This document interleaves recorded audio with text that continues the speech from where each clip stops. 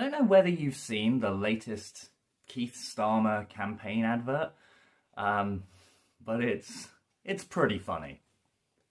We must seize this moment and go forward to a future that is going to look utterly unlike the past.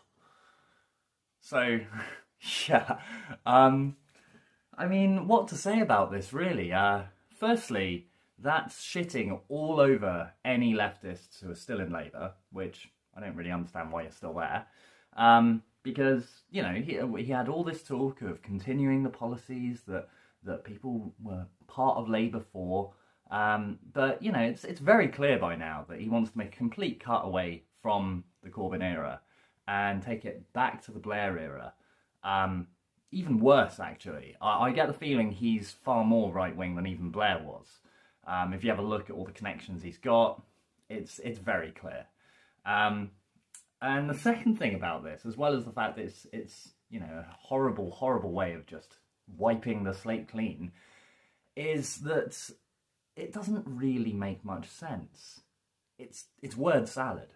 I'm pretty sure that whatever wrote this speech was probably the same algorithm that writes Pete Buttigieg's speeches, because they make about as much sense. You know, it's just complete nonsense, complete drivel. And in fact, it highly reminded me of this scene from The Simpsons when the aliens Kang and Kodos come down and basically take over the electoral system. My fellow Americans, as a young boy, I dreamed of being a baseball. But tonight I say we must move forward, not backward, upward, not forward, and always twirling, twirling, twirling towards freedom.